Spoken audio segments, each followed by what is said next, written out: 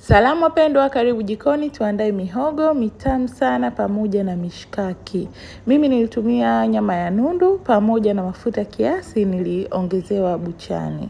Utasafisha vizuri nyama yako, ikaushe maji kabisa, iwe kavu kama hivyo unavyoona hapo katika video. Kisha baada ya hapo ongeza kitunguu saumu, ongeza tangawizi, utaongeza na chumvi kiasi kama hivyo ninavyofanya.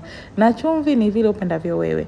Baada ya hapo utaongeza turmeric kijiko kimoja au kidogo cha chai, kisha utaongeza maziwa mala au mtindi kiasi kidogo tu kama robo kikombe. Baada ya hapo utakamulia ndimu au limao kadri uwezavyo. Kisha changanya vizuri mchanganyiko wako, na sikupenda kuweka viungo vingi kwa sababu nilitaka nipate ile testi halisi ya nyama. Isiwe na shombo sana lakini iwe nzuri. Baada ya hapo utafunika na kuweka pembeni kwa muda kama dakika 45 au usiku mzima uichome siku inayofuata. Pembeni andaa mihogo yako, weka maji, njika jikoni, kisha ongeza chumvi kiasi. Huku pembeni nyama ziko tayari, zichomeke kwenye vijiti vya mishkaki, viloweke vizuri. Vikishaloa vizuri utaanza kuchoma ile mishkaki yako.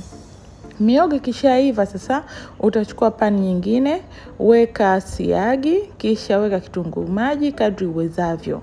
Kikaange kidogo, kikilainika, weka kitunguu saumu.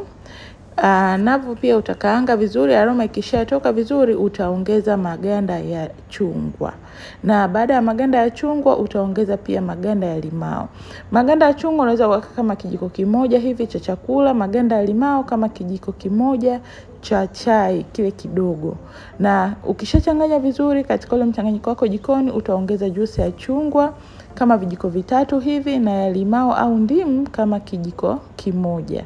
Baada ya hapo utaongeza oregano, utaongeza na binzari nyembamba iliyosagwa ama jira kama hivyo naofanya hapo. Kisha utaongeza turmeric au manjano kiasi.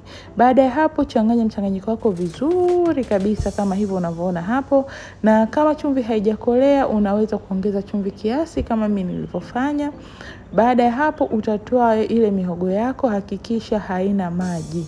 Kisha weka kwenye ule mchanganyiko ukaanga ama upika jikoni. Baada ya hapo changanya vizuri kwa muda kama dakika 2 hadi 3, mihogo yako itakuwa iko tayari. Ni mitamu sana na unaweza ukapea na kitu chochote kile, lakini mimi nilipenda kupea pamoja na mishkaki.